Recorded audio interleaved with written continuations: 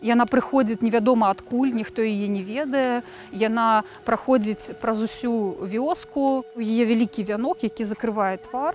Ніхто яе не пазнае, ёй задаюць розныя пытанні, а яна запрашае людзей на свята.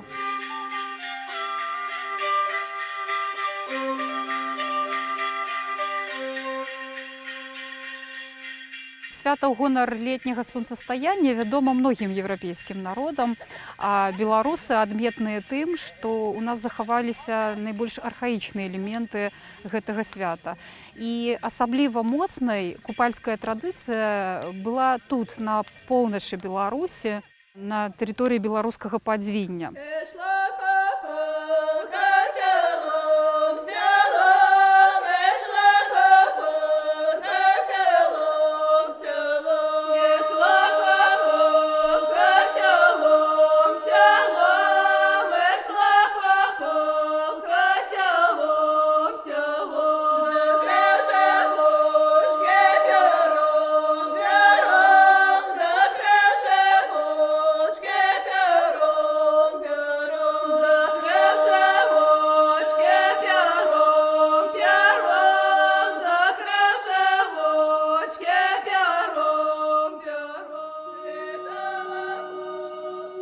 Купальскі абрад складаецца з некалькі вельмі важных этапаў. Першы этап – это падрыхтоўчы, калі хлопцы збіраюць дровы, складаюць купальскае вогнішча.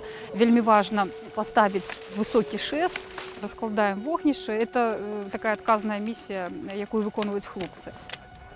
Дзяўчаты павінны збіраць травы, зёлкі, кветкі, плесці сабе вянкі. Пасля частуем нашых гасцей купальскімі стравамі, такімі як крупнік, сыр, і варым кулагу. Кулагу варылі тут на падзвінні. Это была адмысловая такая купальская трава, такі кісель на аснове ягад.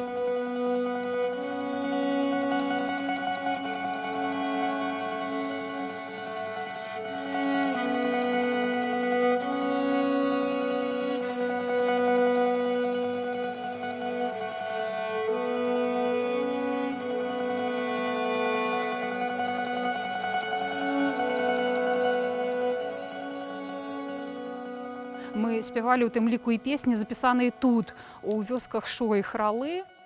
Некалькі гадоў таму да нас на купалле прыходзілі бабулі, якія спявалі песні, і мы як крошачкі гэтыя песні перанялі, і вот зараз іх спяваем, абавязкова включаем у гэты купальскі абрад.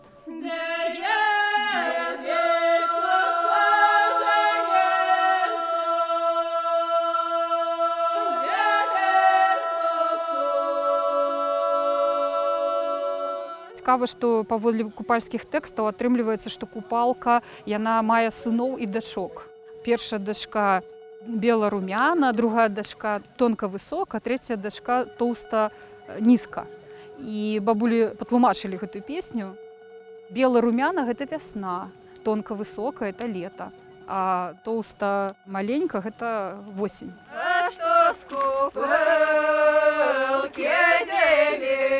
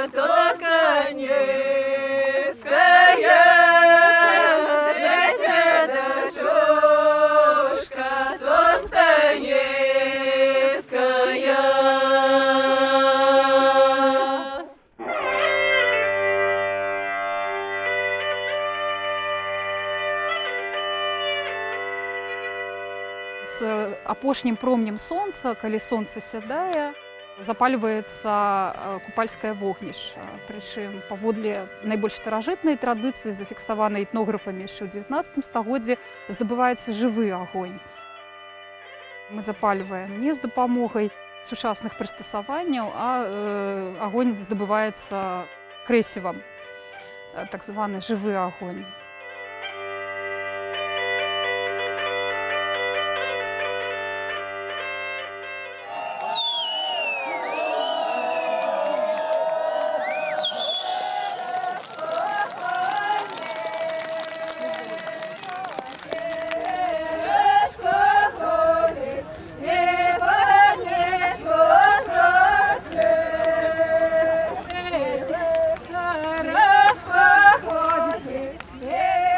Агонь меў асаблівае такое сакральнае значэнне.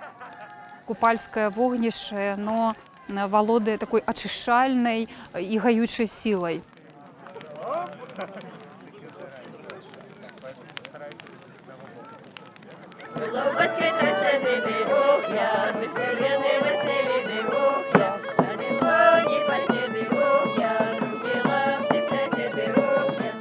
Купальская ножка кароткая, і купальскую ножку не трэба было спаць, так спяваецца ў песнях. І таму мы будзем чакаць узыхода сонца.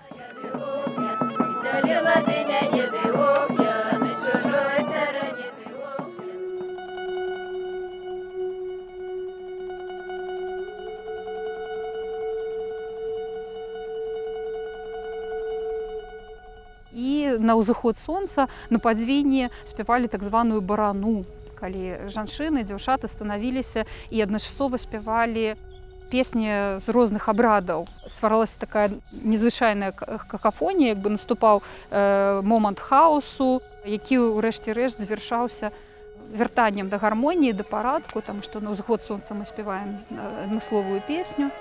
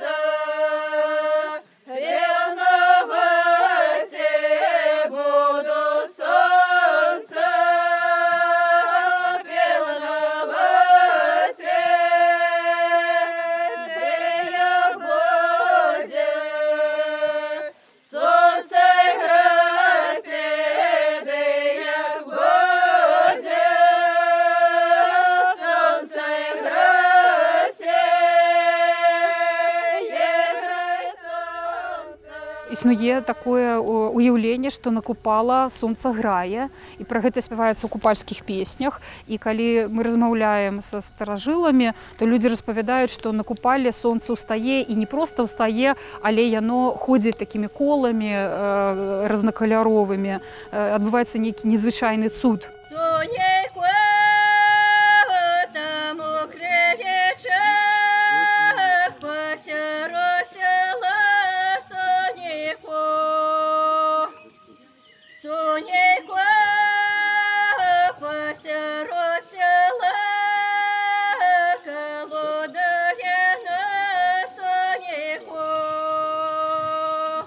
На купале, як і на каляды, актуалізавалася тэма варожбаў, калі можна было даведацца пра будучыню.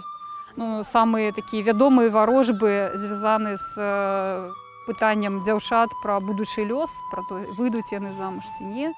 Таму існуе вельмі шмат цікавых варожбаў з вінкамі.